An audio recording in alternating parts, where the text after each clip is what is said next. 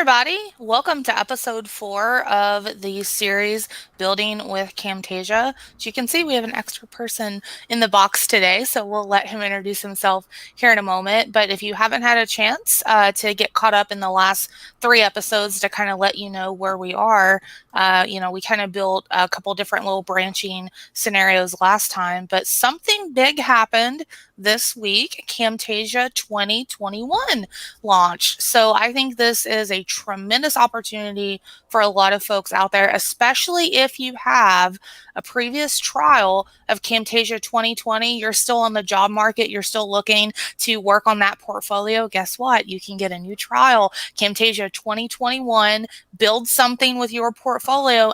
And the cool thing is you can tell employers that you have worked in Camtasia 2021. So I think this is a great opportunity. Really excited about the new software launch out there. And we're actually going to be showing it here today live. So before we get started, I would like Alex to introduce himself to everybody. And we'll get started here in just a second.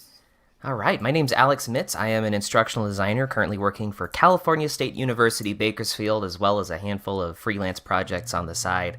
I consider myself a Camtasia expert, I think, to some degree, to maybe not to, the nth degree, but I feel like I'm pretty solid in the program. I do professional voiceover work on the side, so if you need stuff for your e-learning modules, make sure to reach out and connect. And that's what I do. I live in California. Yeah, so I met Alex last year. Was it last year? I'm trying to remember.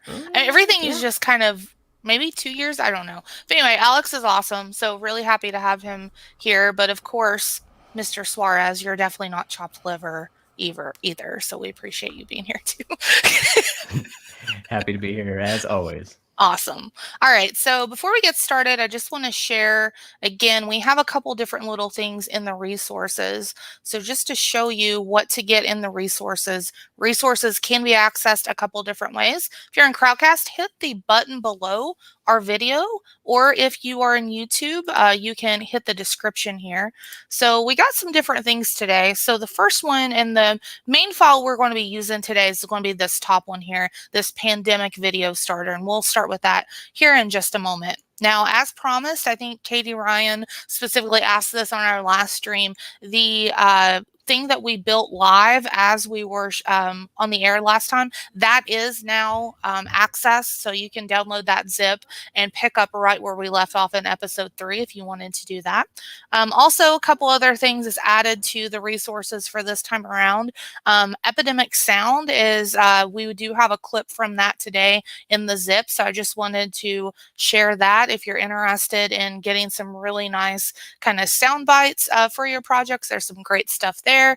And then again, just some of the good stuff from TechSmith. Again, you got the link for the 10% off if you're looking to upgrade or purchase. And then super shameless plug. I have a book that is coming out next Friday. And so I have the link there for a preview to sign up for that on how to ace your instructional design job interview. So, and then again, please connect with us in the boxes here by scrolling down. All right, so I'm going to stop this and I am going to go ahead and just pull up Camtasia 2021. All right.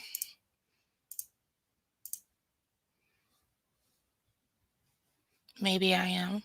Let's see here. I got too many screens up. It's like a first world problem, isn't it? All right, hold on a second here. I've always wanted one of those docking stations that allows you to have like 12 monitors going on. Oh gosh, I don't Alex, really I know think how... that would be way too much for me. Oh, no. That's my dream. Just a 360 array of screens. Joe, Like how you're in many do you have? You probably have a lot of screens. I have two. I bought one giant one for myself, and I thought about going to two, but I think it would blind me. This too much. Okay, so here is my desktop. I'm actually going to open up Camtasia 2021. And I'm going to show you why I'm doing this here in a second, okay? So I've already been in here playing around. I'm going to go ahead and just hit new project here. And what I'm going to do is I'm going to import in that pandemic zip. So just give me one moment here and it's going to open up. Opens up pretty quickly, as you can see here. And maybe not. I don't see it in the preview. Alex, Joe, can you all see the Camtasia, or do I need to stop and reshare? How about I just do See that? your desktop. Yeah, of course, right. All right, window, there we go. Boom, here we go. Okay, should be able to see this now. So I'm going to import this in. So I'm going to import, and then it's a zipped project here. I gotta find where I put it. And I think I just put it in, I put it in desktop, no. Documents, Camtasia, Pandemic Starter 2020. All right, so I'll show you why I'm doing this here in just a moment, because I was playing this morning and found out something the hard way. So it is going to load it in here in just a second. Okay, so I do have this uploaded in here. So the reason I did that is if you open something in 2021 and try to go back to 2020, it's not going to like you very much. Okay, so I just want to warn you all with that, just getting started. If you do go ahead and open something in 2021, it is kind of difficult to go back. Okay, so just be very careful with that if you're playing along and doing all of that good stuff. Yes, we can share a link in the chat, Joe, for this. It is in the, so again, if you want to follow along, it's the button below, or it is also the link in the description. So Alex or Joe, I have this open here. What are some of your kind of first impressions of the new 2021? So I really like, it's got some updated user interface elements. So when you start a new project, you have this nice new window. Nothing really wrong with the old interface, but something about the new one really stands out as nice. Just when you start a project. And then in addition to that, there's the new user interface for when you're recording, doing a screen recording. It's a little cleaner, a little more good about like what sources you're using for your audio and your video. So I like that as well. What about you, Alex? I'm a really big fan of a few new features. Like the first feature that I'm really in love with is proxy videos. And, you know, I don't work with like 4K video too often or anything, but just having the ability to take some really beefy videos and create a proxy for them like you can in After, or like you can in Premiere, really saves you a lot of like computing power. Like I've got a pretty high-end laptop, but, you know, sometimes just video will stutter, and this kind of takes care of that problem. So I'm pretty stoked about that. And we've forgotten, I think the fan favorite, just going through like social media and seeing what other people are liking, a lot of fanfare for the transitions. Do you all hear that as well? Definitely a big fan of the new transitions. There's a lot more, we'll say, dynamic transitions, a lot more blurs and just nice, subtle wipes and things like that that I think are a great improvement. And just the sheer number of new transitions really gets me too, you know, like because before, you know, you had a handful and you kind of went to your favorite ones, and there's just so many here that I didn't even think would be applicable. But man, some of them are just really good, and I have so many to choose from now. I'm stoked. My problem is I'm so indecisive that, you know, for example, I'm just going to do the color burn here because I think it's pretty, but you know, that looks really awesome and I enjoy it. And then I can go over here and I think I can do like different, I like doing reverses of things. I don't know why, but you know, there's a lot of cool things you can do with these, but I like that one specifically, but also I have trouble just picking one sometimes. So just to kind of give you all what's in here, these are basically kind of pandemic-y. I don't know if that's a word. If it's not, maybe it should be. It is now. Different. It is a word now. Thanks. Yeah, I've officially coined it under Kara, so you're good. Okay. Yes. Awesome. So we have different little things here. These are open source that I actually got from a Lottie animation website. So Alex or Joe, do you all want to talk about the new Lottie feature in Camtasia 2021? Yeah, so that's really in the weeds for a more advanced thing, but there's a type of animation. It's kind of a newer format called Lottie, and it's actually best way to say it is it's code in a nutshell. It's JavaScript driven animations. And the good thing about that is there's really no determined resolution to it. So they size and scale really well. They're relatively very small, and they loop. So it's a great alternative for things like animated GIFs and things like that. So the fact that you can now import them into Camtasia is, in my opinion, a big deal. Yeah, I haven't had a chance to play with that yet, but it seems like a really cool feature that I'm excited to sink my teeth into. Yeah, at least to me, the integrity of it is better, right? Like, sometimes if you bring in GIFs or clips, it can get a little blurry depending on what you're doing with it, but the quality and the of it is, to me, I can tell a little bit of a difference in it. So cool stuff. All right. So Alex or Joe, what do y'all say? How do we want to kick this off today? Great question. We can keep going on good features that we like. I got a few more, or we can go to something else. Yeah, let's just keep talking features. Go ahead, Joe. Okay. Another one I really like is the motion blur animation. So once you've got something on your stage, actually, if you want, I can share my screen. I've already got something set up to demonstrate. Okay, sure. Yeah, let me drop it and you go right ahead. Okay.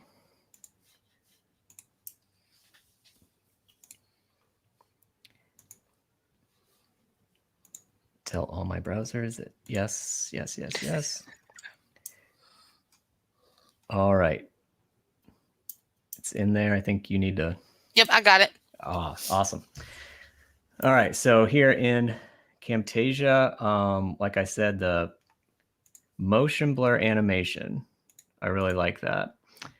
So if you come over here to animations, and on the animations tab within that, there is it's an effect. I think it's under visual effects. It's actually a visual effect. Sorry. Very similar to animations, though, and how it behaves. So yeah, under visual effects, motion blur, and then you can just drag that onto your item. So here's a shape I just brought in that has a regular animation with no motion blur applied. Pretty straightforward. And then here's one that does have it applied. And I don't know how well that's coming across in Crowdcast, but if I pause it, like at that point, you can see that it's got these blurred edges on it. And it's much smoother and it just looks better. Yeah, it's pretty slick. I like that a lot. And then I got them side by side here. You can see how that looks. It's just such a simple thing to add like a bit of professional sheen to these like quick animations that would otherwise just be like, oh, a square's coming on. Now it's like, oh yeah, I'm so excited about this square. So that's cool. Yeah. And these little things really add up. And as somebody who does have the ability to go into something like After Effects and put together some quick motion graphic type stuff like this, adding these abilities to Camtasia makes me wonder, maybe I can stay in Camtasia longer. Maybe I can accomplish more here versus going out into another tool like After Effects. Yeah, for sure. Or like, that's always been my thing is, how long can I stay in Camtasia? And, prior to this, maybe like in 2019, the answer was not very long. But as with each new update, it's awesome. I find myself having to like export to AVI and then bring into a new version of the project a lot less. And that is invaluable. Like the amount of time that saves is huge. And since I've still got it pulled up, I'm creating a YouTube video for my channel on these new features. So this is kind of a file I put together. So just to demonstrate some of the new transitions, here's a nice one. It's I forget the name of it, something like paintbrushes or something like that. You can tell. Really nice transition. Here's another one. Some kind of zoom and fade. It's really cool. And then one more here. Triangles. We were talking about that. Is that the one you were mentioning before? That's the one. That's my new favorite. I really like that one. Yeah, that one's really cool. Joe, that second one you have there in the middle, it almost reminds me a little bit of like the morph in PowerPoint. just a little Ah. bit, just because it kind of goes real quick into it. I know it's Mhm. not exactly the same, but that's kind of the vibe that I get. Yeah. Really cool new transitions, a lot more dynamic than a lot of the ones that were in there, like just really simple wiping from one thing to another. So yeah, I'm really happy with those. And then the last thing I'll mention is what do they call it? They call it something. It's emphasize Yeah. audio Oof. in the That's a good audio one. effects. So the technical term for this is audio ducking. So imagine if you had some music and then you had some voiceover that would come in.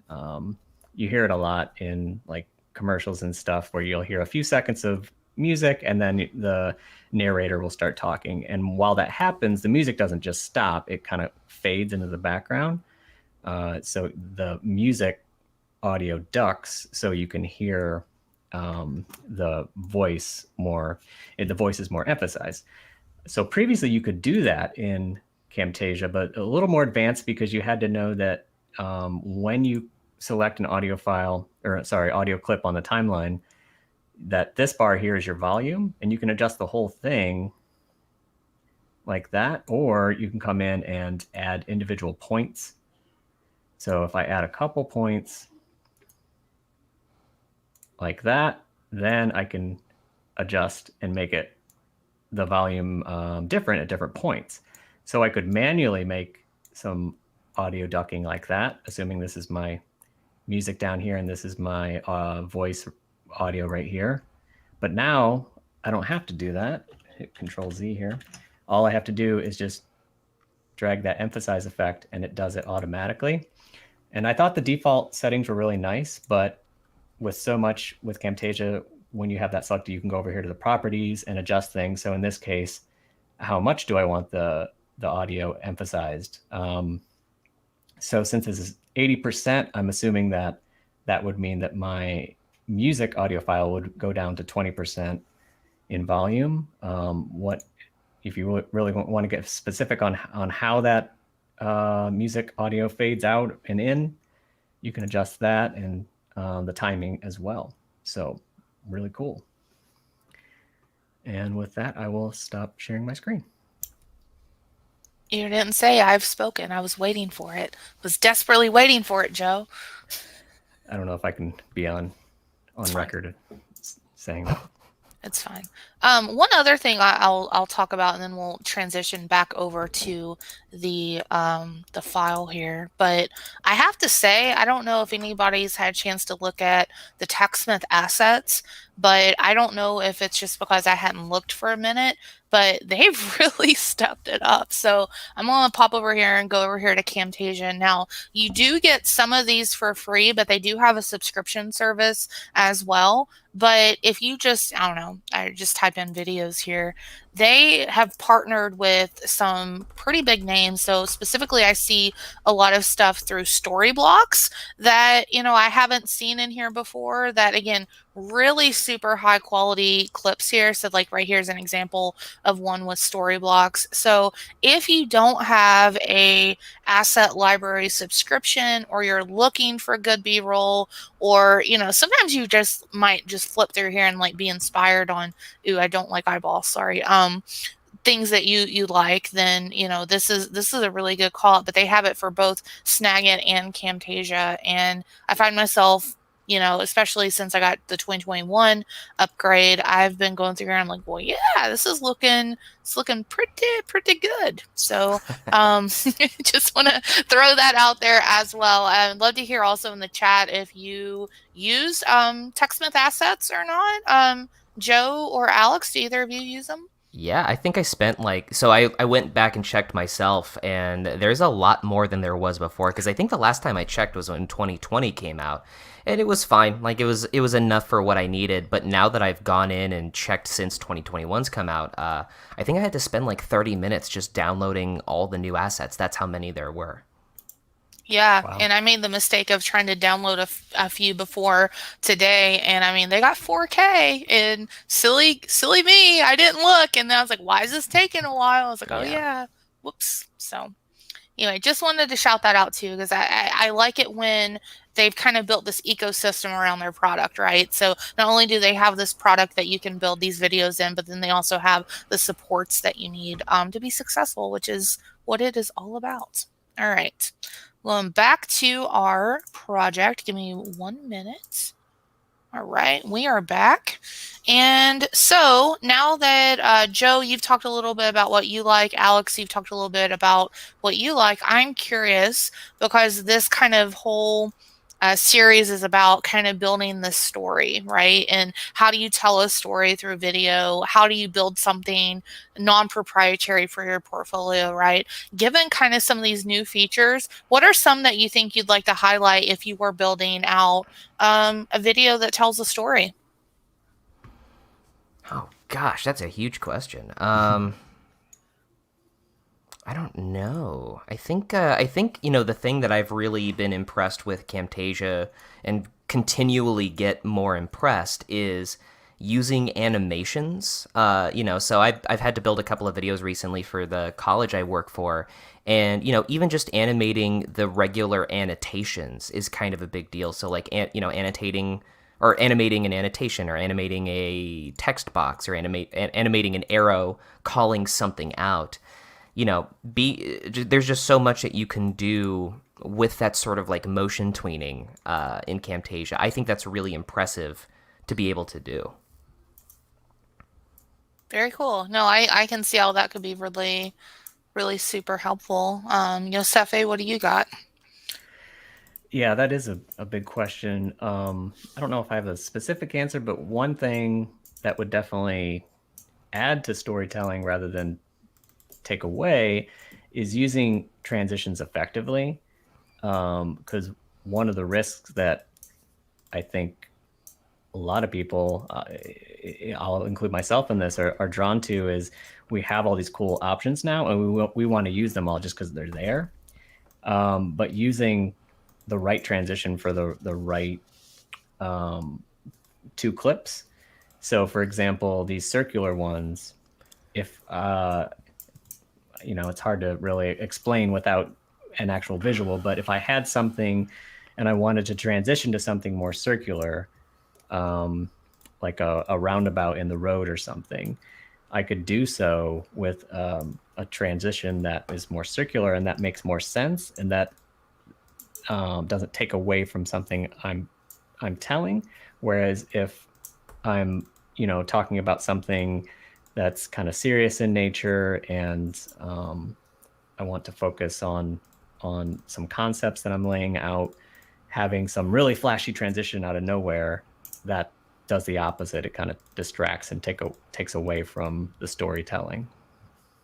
No, I'm with you 100%. I think it, really could make a difference with it can either appeal or it could detract, right? I think that's kind of what you're Mm-hmm. saying here, depending on how you do it. So again, I'm just pulling this up, just playing around here. As I'm doing this, Alex or Joe, if you have any comments or you want to, tell me what you want me to do with it. I'm just playing. I really use this color adjustment a lot.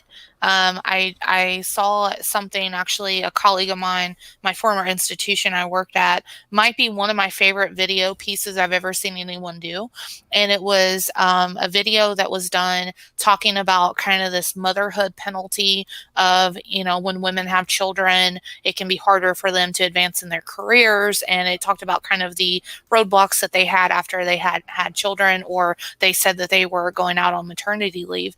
And it's so simple, but it told such a powerful story. So basically, it was just like a headshot on of this person telling their story, and it was, kind of faded into this black and gray setting, right? To like kind of tell that mood and talk about kind of like the power being depleted. But then when they talked about, how they overcame it, just a very subtle transition back into full color, it made, I mean, I still remember that, and I saw that like 3 years ago. So I like the use of color doing things like this. I'd like to know, maybe Alex or Joe, do you use kind of different shades of color and stuff in doing some of your stuff?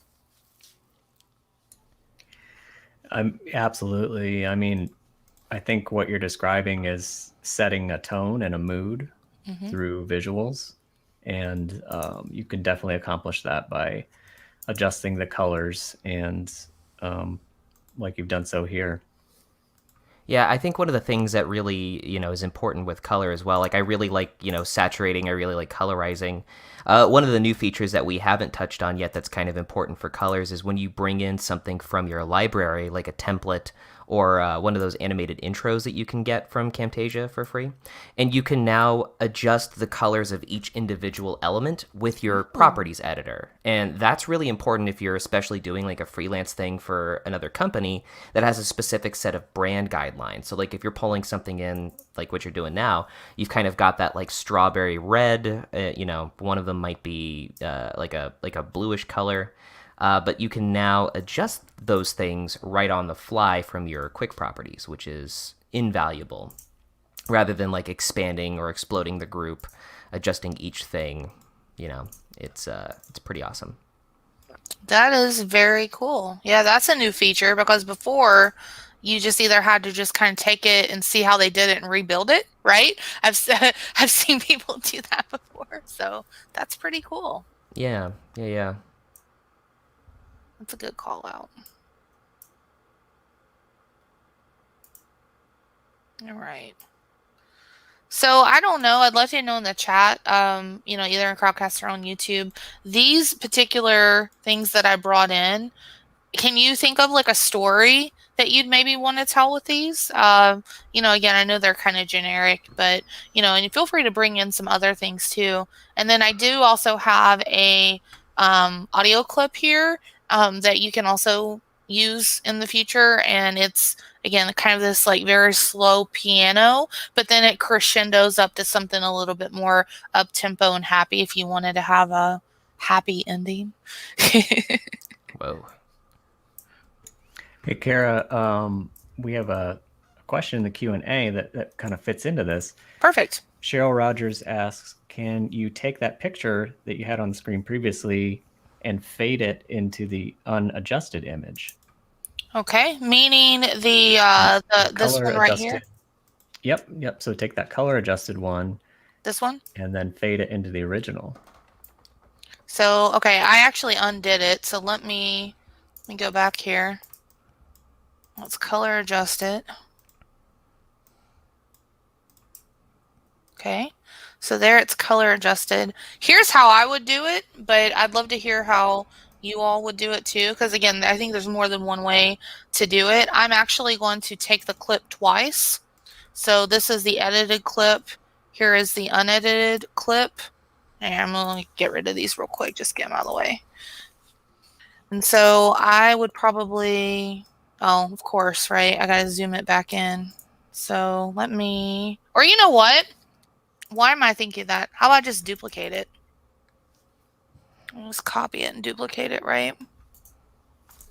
Yep. Where'd you go? There you are. Okay. Yeah.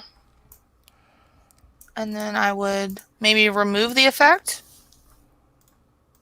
So that looks like, and then I might do a transition too.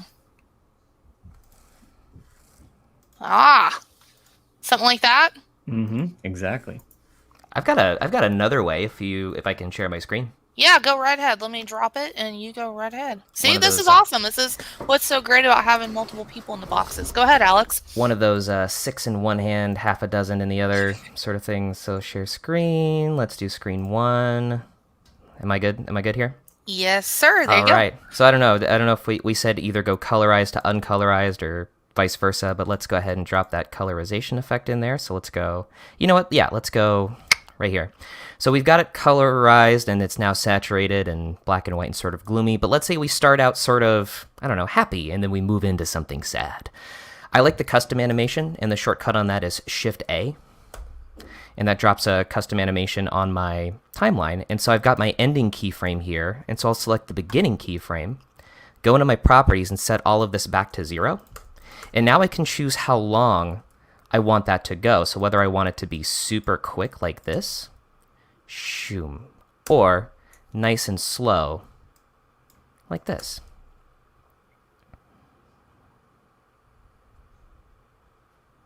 Ta-da.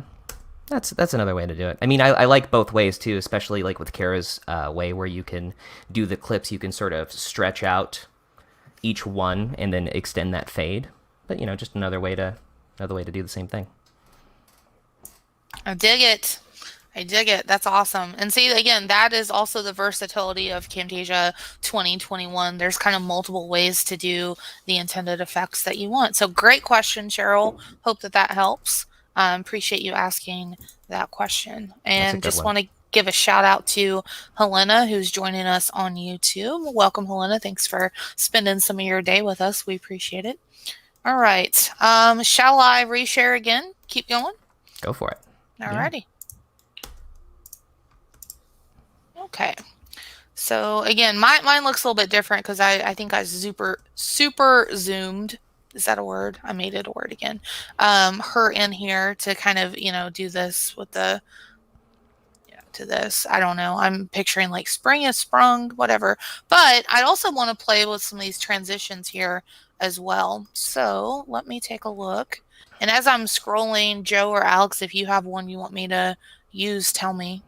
I mean, Fade Through to Black is like my OG.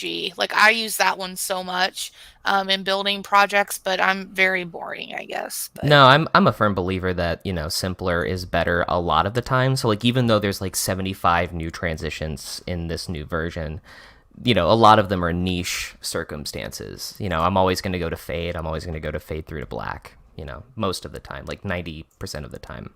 I want to try this glitch here. I actually just want it on the front part. I just want to see what that looks like. I'm just curious. Oh yeah, I kind of dig that. Hell yeah, it takes me back to the 90s. Hey, nothing wrong with the 90s. Dude, that's my favorite. 90s is my favorite era, period. I don't know. I kind of liked the 2000s, I guess. What about you, Joe? I was going to say, that's because you're into the Jonas Brothers, right? Hey, Nick Jonas is actually hosting the Billboard Music Awards coming up, so just throwing that out there.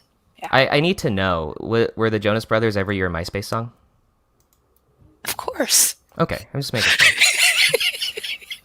Just want to see how dedicated we are. Okay. To tech. I really like that glitch. It's cool. It's my new favorite. The triangles and the glitch are the two that I'm going to go to a lot. That's pretty tight. That's glitch number. I think that was glitch 2.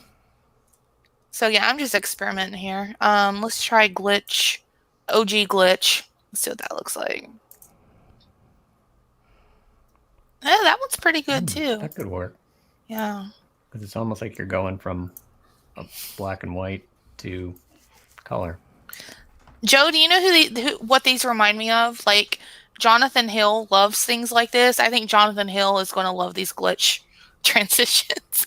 You can just see him using them. Mm-hmm. That one I didn't like. Did I miss it? Which one was this? This is glitch 3. Oh yeah, it's just kind of a almost like a simple fade. It's not really. It's mislabeled. It shouldn't be a glitch. Or maybe it is an actual glitch that's called glitch. Meta. Yeah, I do like. I think I'm gonna stick with the 2 there. I like the way that looks. So, all right. Oh, Alex, you're getting love from Cheryl for your method of the colorization, which it was good too. So, props to you. Yeah. Yay. Yeah, I use custom animations pretty much on the regular. Like all the other animations are cool, but I just use Shift-A and, adjust the 2 keyframes and call it good. One thing I didn't know until recently is there's an animation under animations called Restore, where if you do a custom animation and then drop Restore in later, it basically just reverses the last animation back to where you were.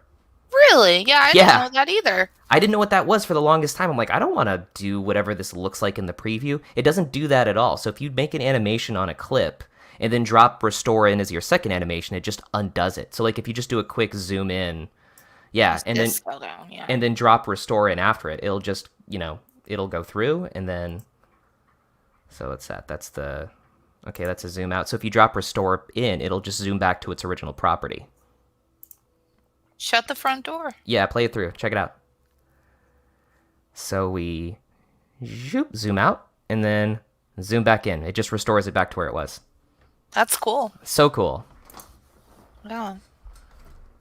Yeah, I use a lot of the zoom and pan, specifically like doing software stuff, like, hey, bring your attention up here, bring your attention here. But I also think it could be pretty compelling for a story. I mean, again, I know you all might be sick of seeing this clip here, but imagine like if these weren't blurred and I wanted to like zoom in on somebody nefarious in the background, right, to make like a little glimmer of mystery and then come back to it. I think that would be really powerful too. All right. Anything else we want to highlight here in transitions? I know I just kind of stopped at glitch. Joe, any other ones down here that you think would be maybe worth checking out? Oh, there's your paint swipe. Or was it strokes? Was it the swipe or strokes that you had? Swipe, yeah. Okay. No, I think we got it. I'm going to try noise just for a second, see what that one looks like. And I think I'm still hearing animation. There we go. Okay.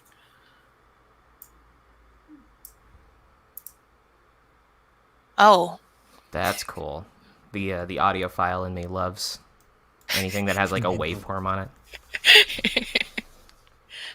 Very cool. All right. All right. Anything else on transitions we want to highlight?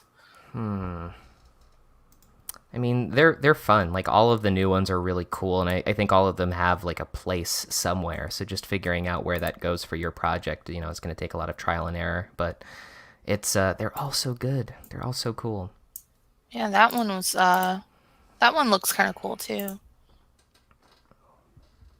Yeah, there's a bunch I think that would work really well with this clip. So very cool. All right. They didn't change anything with behaviors, I don't think. Because explodes are always been there, right? Yeah. Okay. So I saw a video of somebody doing something with this with intro text that looked really cool, but I was like, I think that's always been there. But don't think there's anything here. No, I don't think they've updated the cursor effects. We got emphasized now with that Joe showed with the points of going up and down and emphasizing. That was good. I recently used that for a project and it came in so handy, because normally what I'll do is I'll just export my audio and then drop it into Reaper and then use all my audio plugins in Reaper and then bring the audio back in once it's processed. And to do what Emphasize does, you kind of have to know. I mean, you could do it in Camtasia like Joe said, where you add the audio points and then duck it, but that's all super manual. If you do it in a program like Reaper, it's still complicated. It's called sidechain compressing, where it detects audio coming in from the voice and then ducks stuff out, and that's still a lot and requires a little extra expertise in the audio production realm.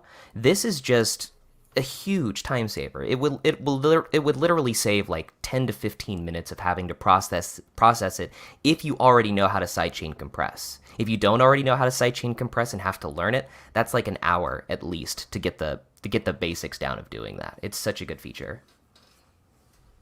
Yeah, I can see the value in it, especially, again, going back to thinking about telling a story of, like, again, making sure that there's kind of those cue points and the emphasis on different pieces of audio. Because depending on how complicated you get, you can have several audio tracks that you may want to emphasize in different parts of the video. So, yeah. One thing that annoys me that a lot of YouTubers do is at the end of the video, they just crank out like the music, like just a blasting, right, with those end cards. And I'm the person at night, I will listen to like a Reddit reading videos. That's what I go to sleep to at night. Don't judge me. And never fails, I will almost be asleep. And then when it gets to that end card, like, blah, I'm just like, I hate you. Don't do that. Pass. All right. I I think I've told this on this before, but I do heart me some device frame. The corner rounding is also interesting. I saw someone use that in the new screencast or the screen recorder where it also captured the video of the person. I can't really demo that here because I have my video into StreamYard, so it would probably be like, "What are you doing?" But it is pretty neat, and I've seen somebody do this with their video look, which looks Yep. pretty cool. That's exactly what I was thinking of using the feature on. So of course you can always in Camtasia pull your own video feed onto whatever you're showing on in your video, kind of like a picture-in-picture. But unless there was a workaround, it was always kind of rectangular. So having that option where you can just drag that on there and have some rounded corners on your video just gives it a little bit of character. And yeah, I really Ooh, like it. can make Oop. it, yeah.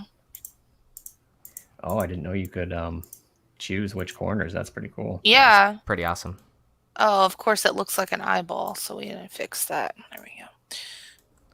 Yeah. And then, That's another thing with all these new features and just all the features in Camtasia. You know, normally if and maybe Alex can relate to this, when a program says, you know what, we can do that for you, we can calculate that for you, and especially kind of basic tools. As advanced users, we're usually like, yeah, but it doesn't quite go where I need it to go. So I need to kind of manually do things on my own. And all these functions, like the emphasize audio one we were talking about earlier, you know, by default, the settings were pretty good. But if they were a little bit off from what I wanted, I could always go into the properties and adjust those to get them to where I need to be. So I'm really impressed with, you know, what you can do once you add in both these new effects and then the property adjusting after the fact. Yeah, I mean, that's always been kind of my thing, and you talked about it earlier, like dropping stuff into After Effects, and like I'll drop audio stuff into Reaper, and it takes time, and that's kind of it. As instructional designers, we are looking to get the best possible product for the end user, but we don't necessarily have all the time in the world to do that, and just being able to do this here, having Camtasia know what we want is such a big deal to me anyway. yeah, Mm-hmm. but I also think they really listen too. Yeah. I know that they have a lot of outreach with their team, and I do think that they do listen. And then again, for the price, like to me, I think that's the biggest selling point, at least to me, for Camtasia is the price of this software is to me one of the best on the market because it's such a good deal for what you get, and it's really powerful once you can kind of unlock all the little things you can do with it. Oh, yeah, and just to touch on price too, like if you're not sure about so when you buy Camtasia, if you're not using like an education license, or probably even if you are using an education license, for an extra $50, you can buy something called the maintenance package for Camtasia, and it's incredibly cool. So what it does is, it's for the extra $50, you get a few things. You get priority support if you need support from the TechSmith team. It comes with training, so like you get 2 levels of like video training with Camtasia that come with certificates at the end to post on your LinkedIn, and I just finished the quote unquote the advanced one, which is called the Voyager. And I learned a couple of things in there that I didn't know Camtasia could do that kind of blew my mind. So that was already worth the money. But on top of that, for that extra $50, you get the next version of Camtasia that comes out for free. So like if I didn't get the maintenance package, I would have had to pay another $250 for 2021. Paying that $50 up front for the maintenance package, when 2021 came out, I got an email going, "Hey, it's time to upgrade. Download now." And it was like Christmas. It was amazing. So if you're buying it, spend that extra $50, and when the next version comes out, you will thank past you. It is, oof, getting hot thinking about it. That's how good it is. I love it. So I good. love it. No, it's true though, and I've totally forgot about their certificate program that they have there. I mean, yeah, that's worth it too, especially if you're looking to differentiate yourself in the job market and really want to kind of be ahead of the curve. I'm still waiting. Again, I promise I wrote this research. It's just peer review takes forever. But in my research on job postings from last year, top 3 programs that were mentioned, Camtasia was one of those top 3 programs that job seekers are looking for candidates to know how to use. So again, for the money, for kind of the value, and then again, being able to kind of get that certificate, yeah, it's a no-brainer. So good call out on that, Alex. So good. I mean, even alone, like just the video training, it's like 15 hours worth of content to train yourself on Camtasia. And it's not that boring. It's not boring either. That's the thing, is like, I've gone through my fair share of like LinkedIn learning courses, which, not to look down my nose at that, but you could literally let those play and watch people talk, or not even watch people talk to you, but at the end, it's like, cool, you got your certificate. With this, it's like it's 15 hours of content. There are checks for knowledge that you have to pass before you move on to the next thing.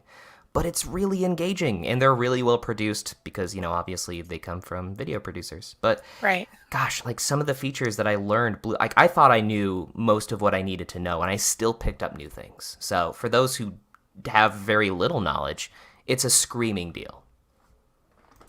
I say smoking, but I like screaming better. That's a little bit better of a picture in my head than someone on fire. But.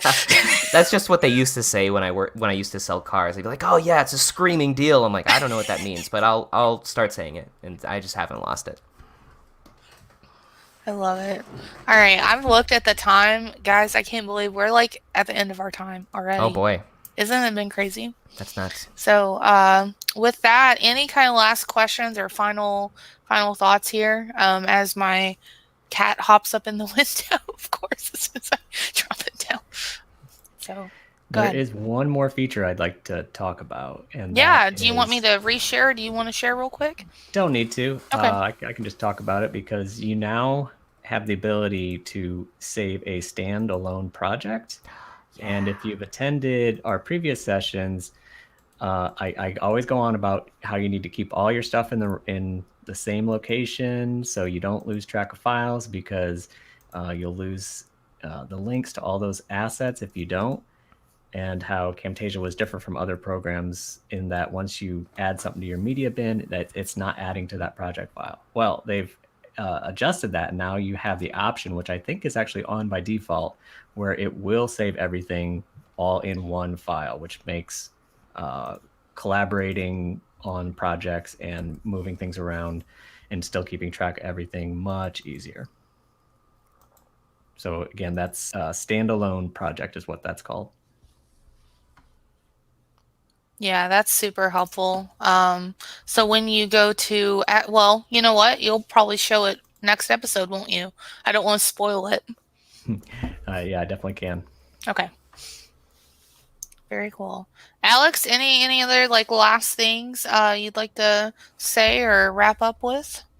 I don't know. Do we have any questions? Because I don't want to hog question time if we've. So the last thing we have a comment from Letitia about she finished up the Explorer and Voyager certification, and I think she's echoing what you said, Alex. She learned a whole lot from it. So.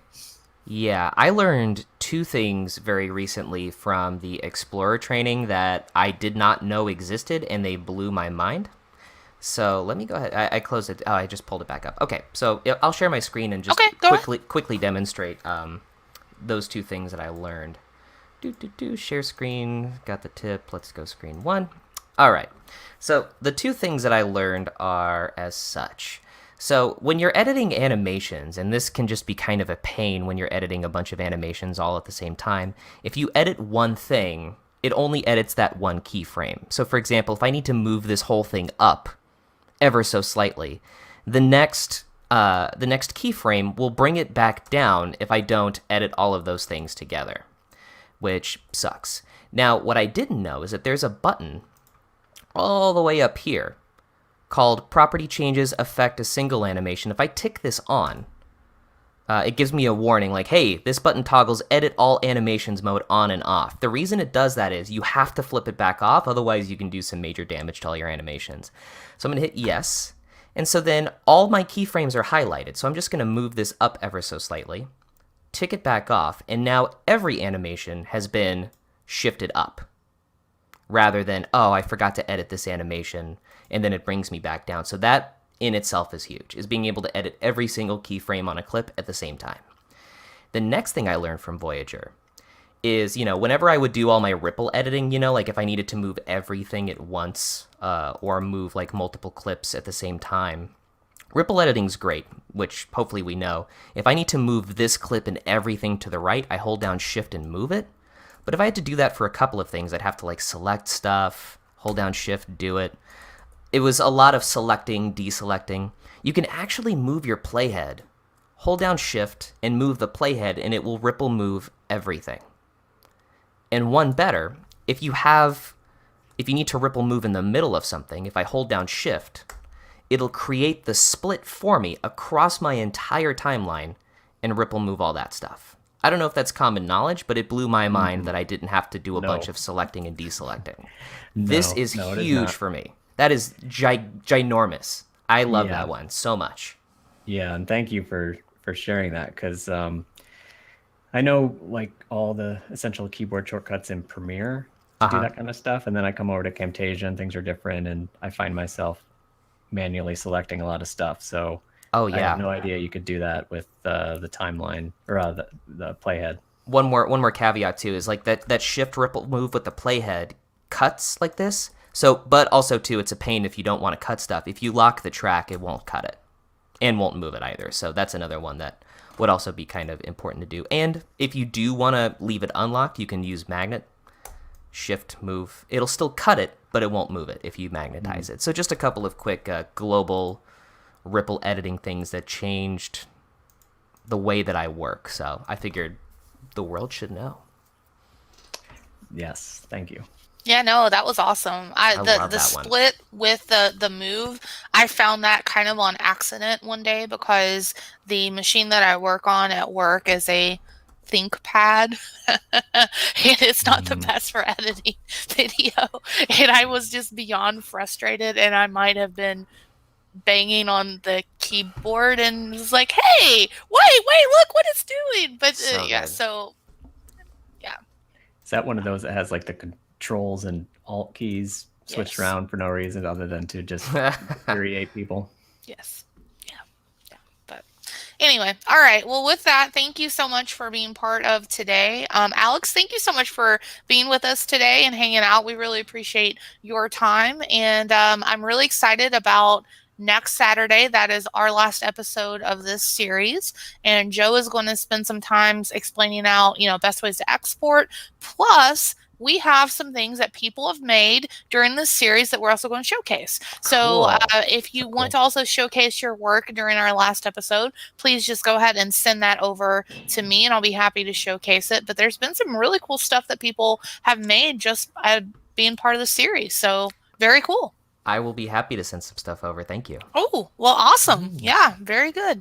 All right, with that, stay well. Please watch the Kentucky Derby and support my birth state of Kentucky this evening. I'm really excited that there's a day that people look at Kentucky in a positive light. And then with that, enjoy and have a good week, everybody. See you soon. Thanks. Bye, everybody.